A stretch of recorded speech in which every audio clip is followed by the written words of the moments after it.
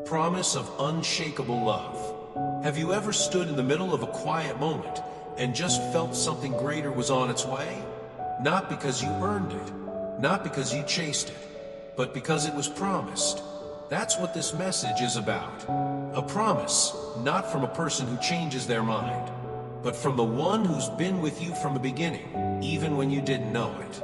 He whispers, "My beloved child, blessings are on their way.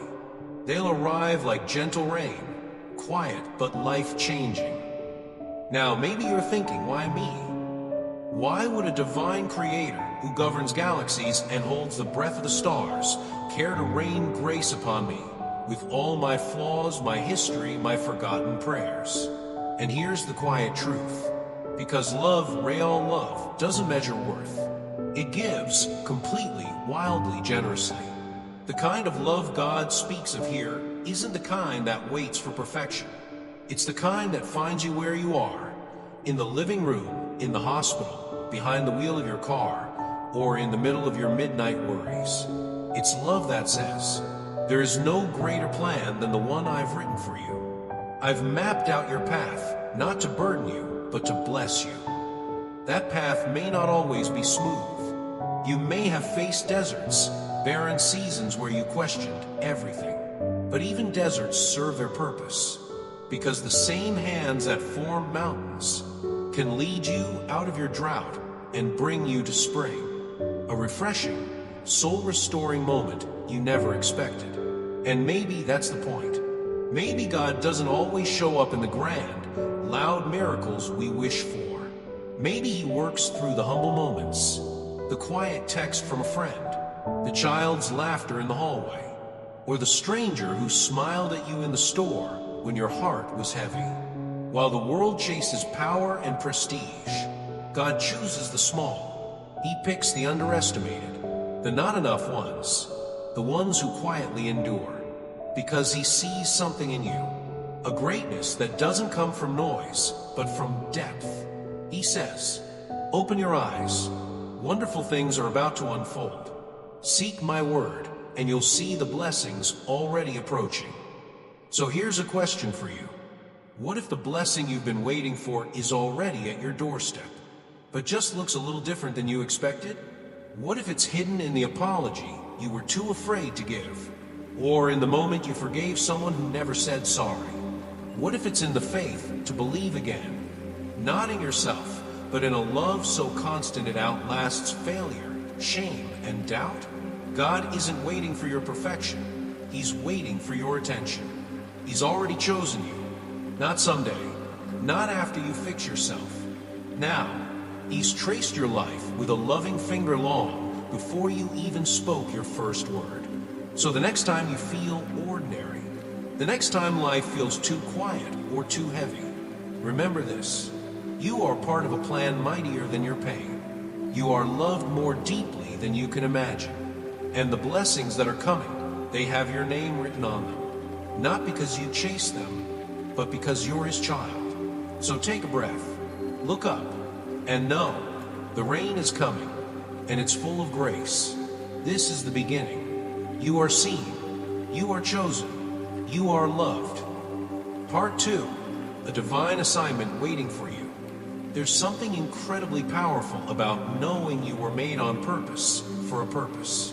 Not just to survive this life, not just to pay bills or get through Mondays, but to become something that only you can be. And here's the beautiful, sacred truth. You're not an accident. You're not just drifting. You are a part of a divine mission, a calling designed just for your soul. God whispers, "The time has come for you to understand what I have prepared for you." Maybe you've heard that before. Maybe you've dismissed it, thinking, "Not me. I'm too flawed, too late, too tired." But let me ask you this. Have you ever felt a quiet pull, something inside nudging you, saying, "There's more"? That's not random. That's not wishful thinking. That's purpose stirring in your bones. God isn't waiting for the perfect version of you. He's waiting for the real you, the you who still wonders if there's time left to start again. And guess what? There is. There always is. In fact, he's calling you now, not with thunder or lightning, but with a still, small voice that says, "Come into my presence every day. Lay down your questions. Bring me your shortcomings. Let me forgive you, fill you, prepare you." This isn't about religion. It's not about rituals or rules or checking boxes. It's about relationship. It's about waking up each day and saying, "Here I am, Lord. Use me." Because the truth is, you've been chosen to carry miracles. Yes, you. With your past, with your doubts. God has assigned you to moments that only you can fulfill. You were made to love deeply, to forgive radically, to show compassion when the world says, "Walk away." And that's not small. That's not ordinary. In fact, the kingdom of heaven is built on people like you. Those who simply show up with an open heart and a willing spirit. He's not asking for perfection. He's asking for presence. You may not see the full picture yet. That's okay. Most of us don't. But that doesn't mean the picture isn't already framed, signed, and ready to be revealed. Let us embark on this journey together, he says, for you have my unwavering support. Think about that. Support that never falters. Love that never walks away. Guidance that never misleads. What if you believed that today? What if you lived as though every breath was part of something holy? You don't have to wait for the right time. This is the right time. Doors are being prepared. Opportunities are being aligned. Even now, as you listen, heaven is moving pieces into place. You may not feel ready, but you're being made ready. That gentle ache in your soul, that restlessness in your spirit, that's preparation. That's sacred stirring. And when the time comes, when that door finally swings open, don't be afraid to walk through it. Walk in humility. Walk in trust. Walk like someone who knows they're not walking alone. Because here's the truth we so often forget.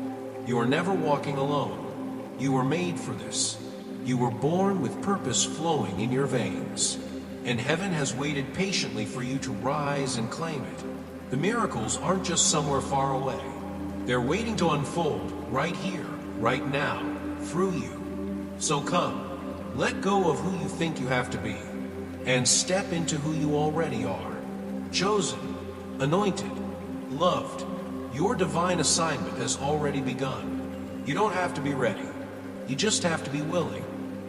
Part 3, the power of honest faith and humble return. Let me ask you something real. Have you ever felt like you've disappointed God? Like maybe, just maybe, you missed your chance to be close to Him because of that mistake, that season, that time when everything felt broken? If that question hits something deep inside you, I want you to stay here with me for the next few minutes. Because this part of the journey, it's not about judgment. It's not about guilt. It's about healing. It's about grace. You see, we all carry invisible bruises, places in our soul shaped by pain, betrayal, or regret. Maybe it came from others. Maybe it came from our own choices. But regardless of how it got there, the ache is real. And sometimes that ache starts whispering lies. You've gone too far. You've failed too many times. God doesn't want to hear from someone like you. But hear me, and hear it clearly. None of that is true. Because the God we're talking about, He's not afraid of your failure. He doesn't walk away when you fall. He doesn't flinch when you confess. In fact, He leans in closer. Closer than your shame. Closer than your silence. Because what He's looking for is not perfection, but sincerity.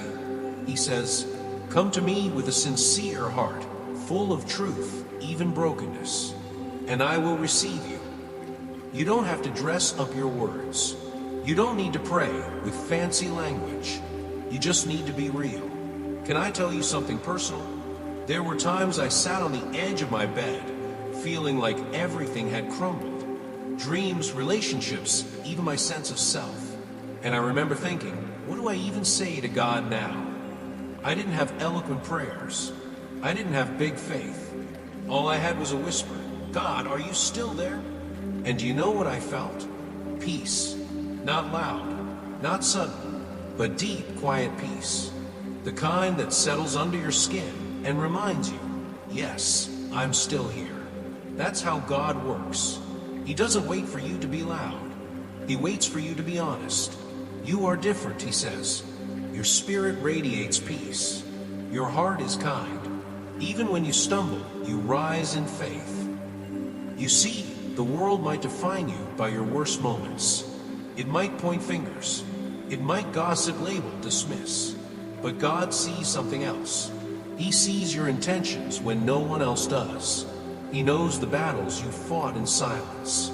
The nights you cried and still got up the next morning. The times you wanted to give up, but chose to keep going. And he says, that's what I bless. That's what I honor. Because a heart that repents, that turns back with humility, is a heart that moves heaven. Let that sink in. You don't have to be flawless. You just have to be faithful. You don't have to be the loudest in church, the most memorized in scripture, or the most polished in behavior. You just have to say, from the core of your being, I want to come home. And you know what?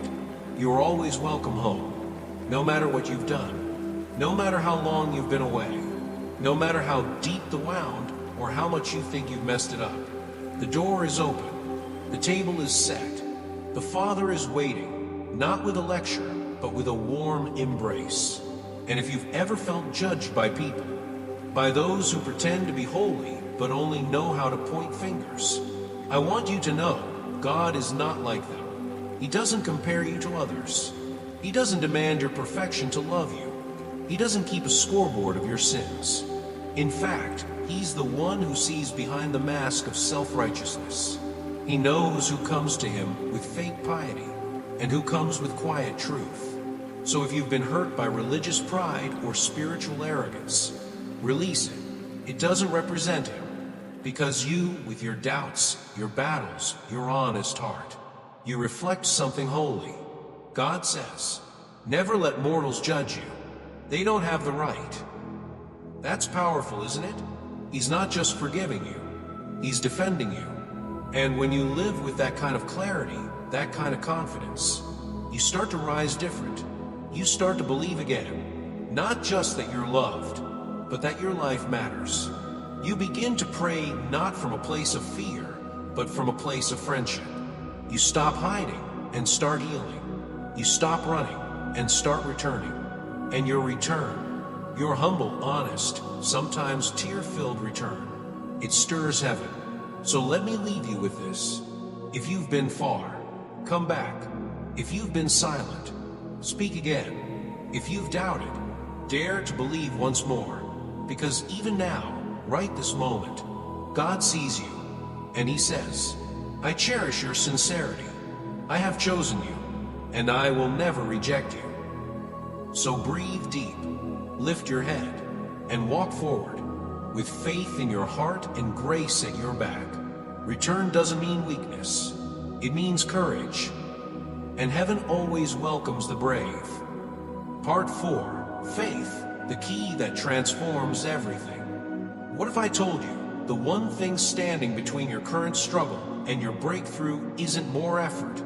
It's not luck. It's not even time. It's faith. Yes, faith. That quiet, invisible, often misunderstood power that can shift everything from the inside out. Now I know, faith sounds like one of those churchy words we've all heard too often and sometimes too carelessly. But let's strip it back. Let's be honest. Faith isn't about pretending everything's fine. Faith is what you hold on to when nothing makes sense.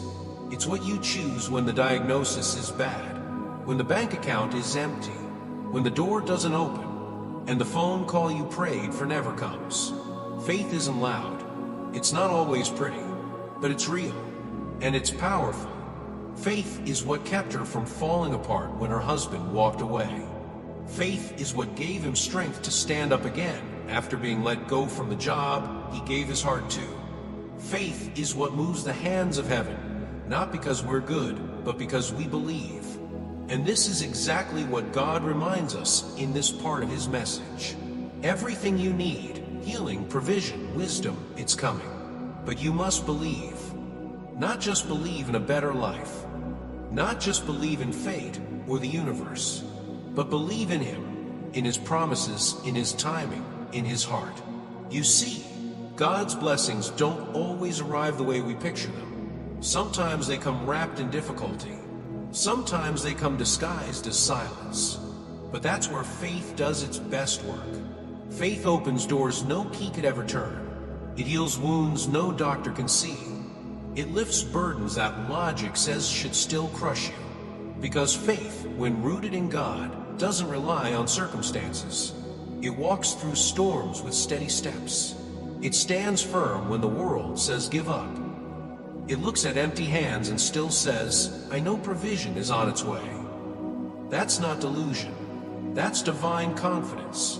And God is calling you into that confidence. Stand firm, He says. Even when you are weak, I will be your strength. So what does that look like practically? Sometimes it's choosing peace over panic. It's praying when you're exhausted. It's forgiving someone who never apologized. It's making the call even if your voice shakes.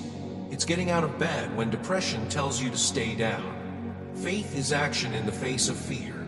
Not the absence of fear, but the refusal to let fear be louder than truth. I once sat beside someone who was told they had days to live. Everyone in the room was bracing for the worst. But you know what that person said? They smiled and whispered, whether I stay or go, I'm at peace. I trust Him. That's not the kind of faith you buy with comfort.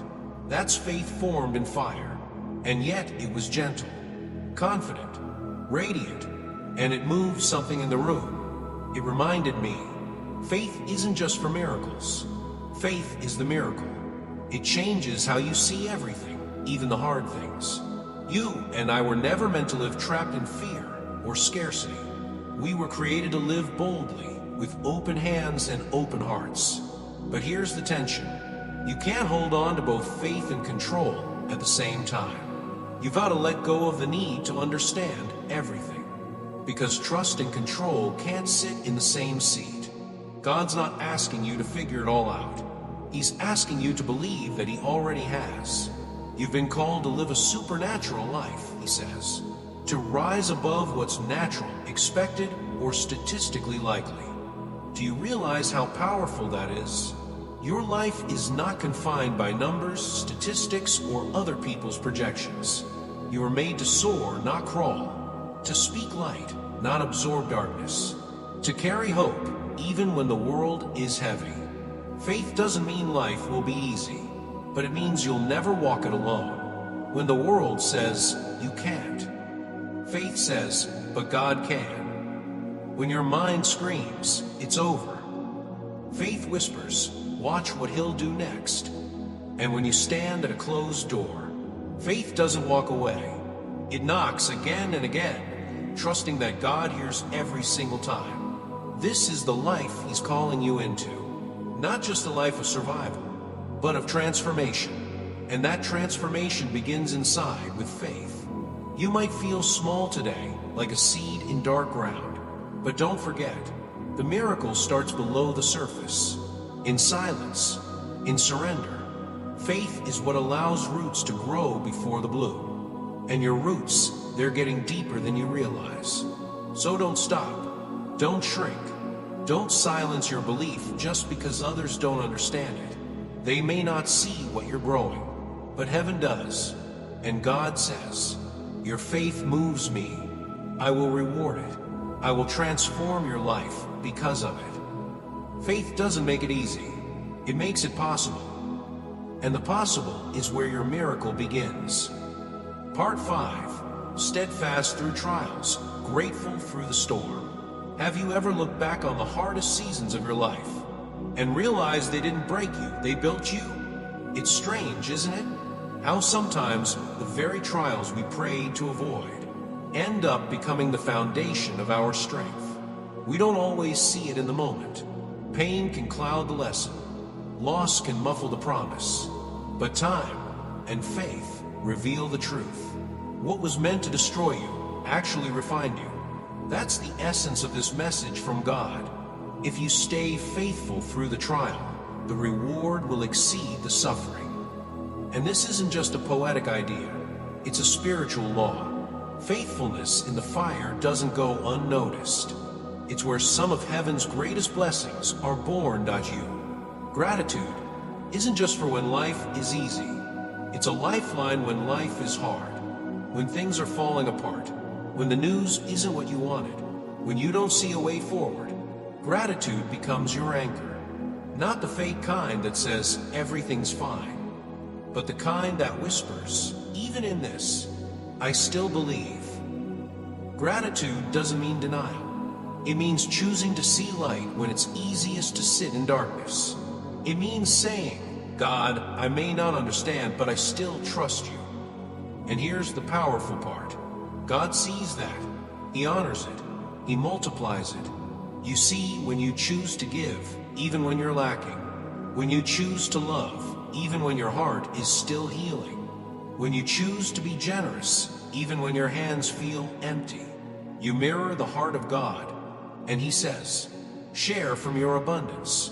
Help those in need, and I will open the gates of heaven for you. So many of us think blessings are meant to be stored, but blessings are meant to be shared, because generosity unlocks overflow. When you hold with a tight fist, you might protect what you have, but you also prevent what God wants to give. Open hands, open heart, that's where miracles multiply. And maybe you're wondering, but what about my family, my needs, my pain? Here's the divine promise. Your household will be healed. Peace will dwell within your walls. It's not just about you. It's about everything connected to you. Your children, your marriage, your parents, your legacy.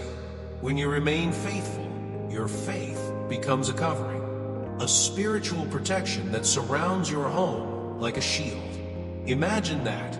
Your daily prayers, your whispered gratitude, they're not just background noise. They're bricks in a wall of spiritual defense. God is building something in your life that can't be shaken. Not by the economy, not by sickness, not by storms, because gratitude turns a fragile heart into a fortress. There's something powerful that happens when we stop asking, why me? And start saying thank you anyway. It shifts the atmosphere. It changes the story. And you begin to realize, even in the waiting, you're being prepared. Even in the silence, something holy is unfolding. The most faithful people I know aren't the ones who've had the easiest lives. They're the ones who've walked through fire and still come out singing, because they learned the secret. Blessings don't always look like success. Sometimes they look like survival. Sometimes they look like peace in the middle of chaos. That's what God is cultivating in you. You're not just being blessed for yourself. You're being blessed to bless. You're not just being preserved. You're being prepared for something far greater than you imagined. So today, if you're in the middle of something heavy, don't lose heart. If you're wondering if God still sees your efforts, He does. If you've given when no one noticed, forgiven when it wasn't fair, kept going when everything told you to quit, heaven has recorded every moment. And here's what God promises. For your steadfast heart and your grateful spirit, I will open doors that no man can shut. I will pour blessings into your life, and your family will walk in peace. So take heart. Keep showing up. Keep believing. The harvest is coming.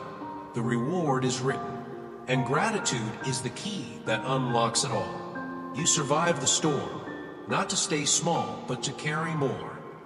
Gratitude is not the end of the journey. It's where the miracle begins. Part 6, Breaking Chains, Owning Your Destiny. Some chains don't make noise when they rattle. Some prisons have no walls. And some captives walk freely, smiling, working, even praying. Yet deep inside, they're not truly free. Maybe you know what I mean. You get up every day.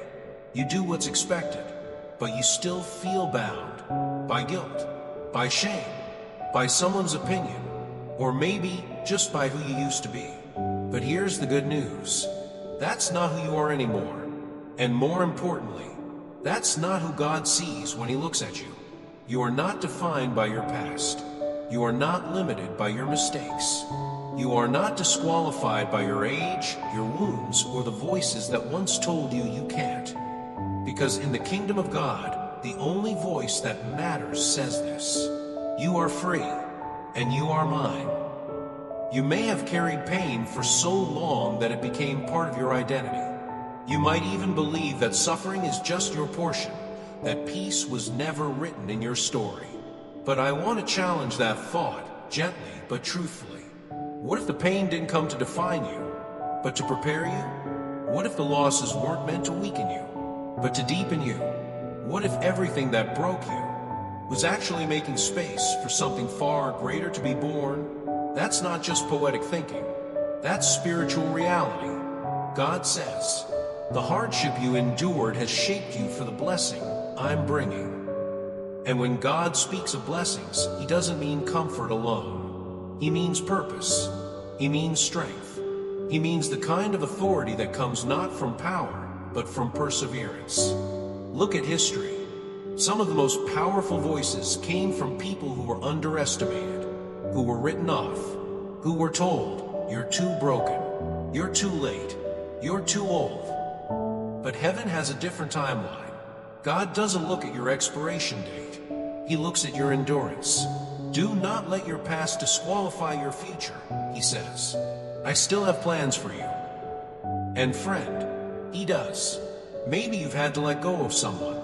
Maybe life pulled you in a direction you never asked for.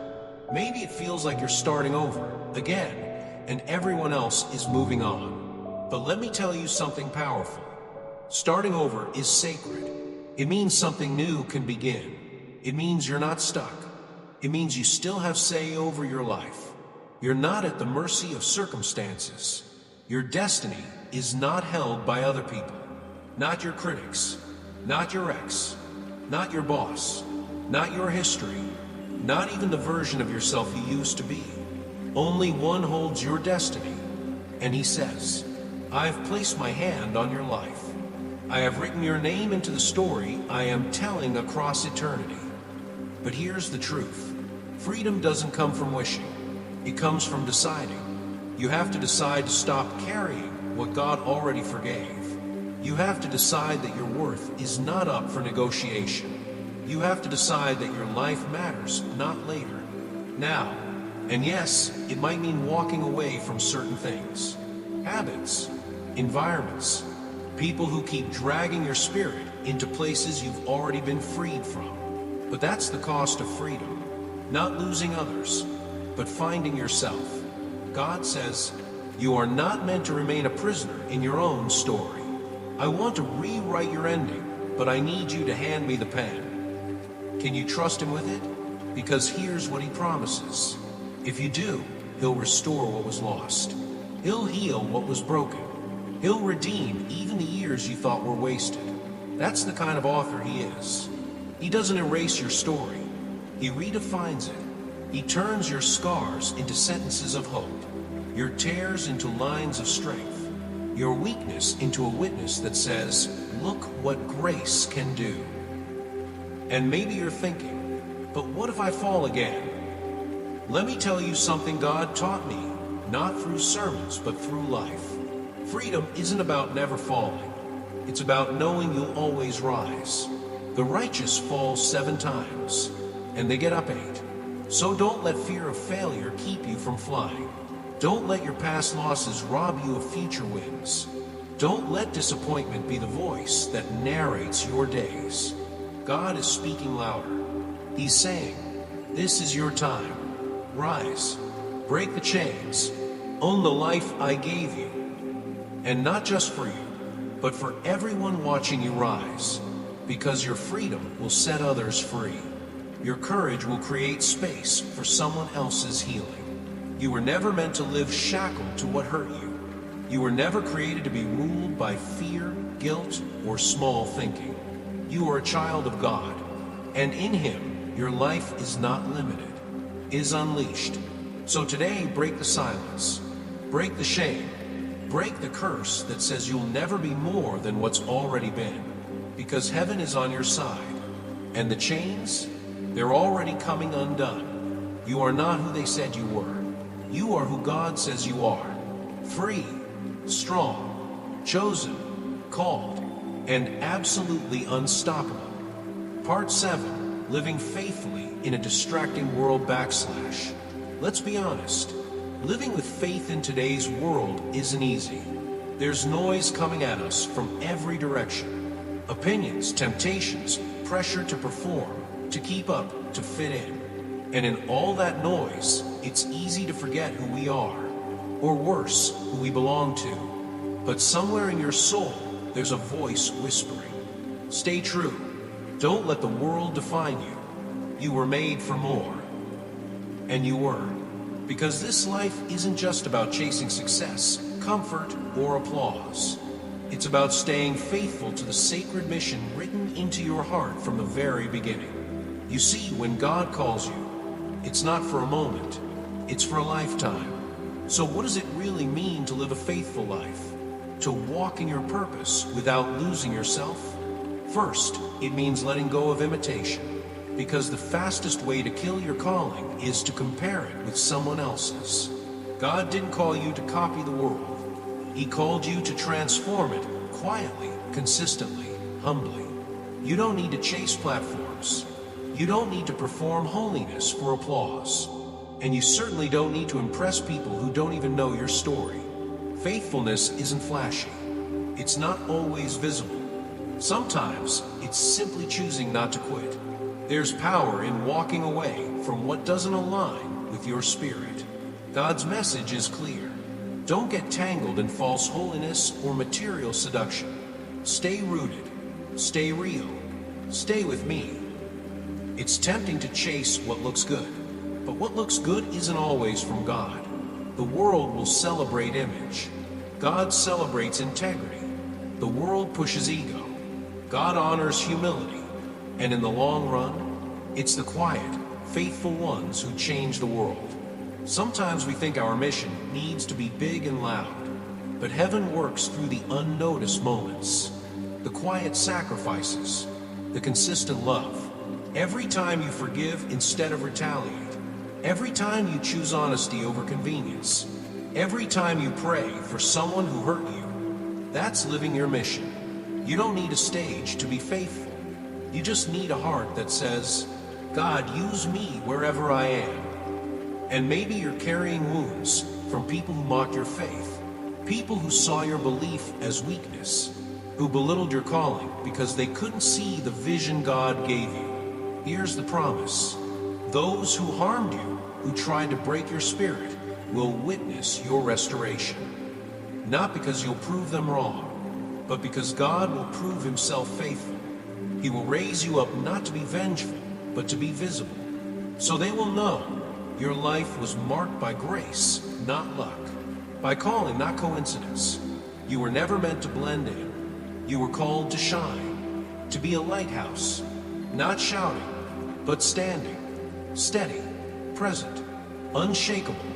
And there will be people, your children, your spouse, your friends, who will find their way through the darkness because of the light you chose to keep burning. So don't underestimate your influence. Don't think for a moment that your daily obedience doesn't matter. Faith isn't just belief, it's commitment in motion. Your home can be holy ground. Your job can be ministry. Your everyday life can be your greatest sermon.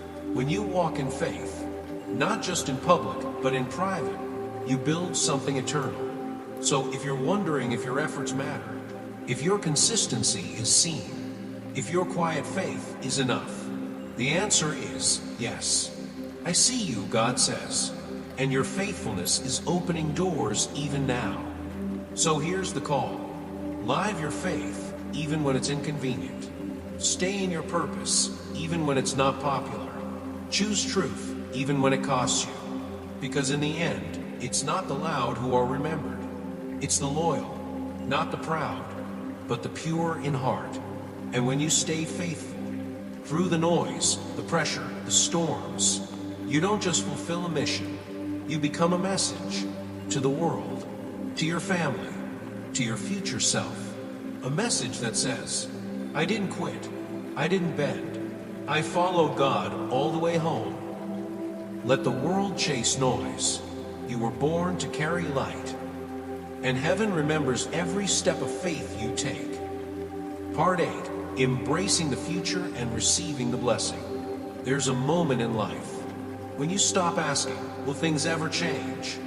And start believing they already are. Not because everything around you is perfect, but because something inside you has shifted. You're no longer surviving from day to day. You're preparing for what's to come. And the difference, it's everything. Because God doesn't want you just to get through life.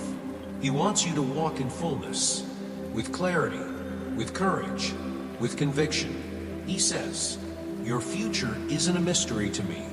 It's already written, in blessing, not in fear. Let's be honest, the past may have shaped you, but does not own you. You've carried burdens. You've been through battles you never thought you'd face. But here you are, still breathing, still believing. And now, heaven leans close and says, because you endured, I will now establish. Because you stayed, I will now strengthen. Because you trusted, I will now release blessings into your hands. These aren't just emotional words. They're promises. And God doesn't make promises casually. Everything has its time. The seed doesn't bloom the day it's planted. It takes darkness, stillness, patience. And maybe that's where you've been. Buried in a season that felt like silence. But in truth, you were being prepared. You were not being buried. You were being planted. And now the season is shifting. The spiritual soil is breaking open. And what's been hidden inside you is ready to rise. Your ideas, your peace, your healing, your calling, they're all ready to bloom. Not just for you, but for everyone around you. You see, when God blesses you, He blesses through you. The shift in your life, in your mindset, your discipline, your faith, it will ripple through your household. Your children will watch you walk differently. Your spouse will notice the peace in your voice. Your friends will feel something sacred in your presence. That's not pride. That's purpose. Because God doesn't just give to make you comfortable. He gives to make you impactful. So let me ask you something. Not as a preacher, not as a motivator, but as someone walking beside you. Are you ready to receive? Not just to hope, but to actually open your hands and say, I welcome what heaven has prepared for me. Sometimes the reason we don't walk in blessing isn't because God isn't giving, but because we haven't positioned ourselves to receive. Receiving requires trust. Receiving requires surrender. Receiving sometimes means letting go of what feels familiar so we can hold what is truly fruitful. I am preparing miracles even now, God says, and your name is written on them. Maybe you've stopped dreaming. Maybe disappointment made you put your hope on pause. But now, God is breathing life into what you buried. He's not just answering prayers. He's restoring vision. And this time, it won't just be a new year resolution. It will be a new life rhythm. You'll wake up differently. You'll speak with more authority. You'll pray like it's already done. You'll walk into rooms knowing you carry peace that doesn't depend on circumstance. This is what happens when you align with God's timing. You're no longer led by fear. You're not bound by what they think. You don't seek validation from those who can't see your destiny. You're walking with heaven behind you, with angels ahead of you, and with divine confidence within you. This is your moment to rise, to declare, the old has passed, the new has come. There's something holy about movement. Even small steps can shift everything. So start, speak, pray again, apply again, forgive again, love again, believe again. Because with each act of faith, you say to heaven, I'm ready for more. And heaven responds, then more shall be given. Some of the biggest blessings come after the quietest acts of obedience. When you forgive silently, when you give secretly, when you choose to stay when leaving would be easier. God sees every one of those moments, And he builds legacy on the back of loyalty. Because you have been faithful in the small things, he says, I will entrust you with greater. So don't be surprised when the windows open, when favor follows you into rooms you didn't expect, when peace arrives in the middle of your uncertainty, because the foundation has already been laid, and now it's time to build. So here we are, at the edge of something new, at the beginning of a promise unfolding. And maybe you don't have all the answers, but you have faith, and that's enough. God never asked you to have it all figured out. He only asked you to say yes. So say yes today. Yes to your future. Yes to healing. Yes to letting go. Yes to becoming who you were always meant to be. Because blessing isn't just something you receive. It's something you live. And your life is about to overflow. This is not the end of your story. It's the start of the chapter you've been praying for. Walk boldly. You were made for this.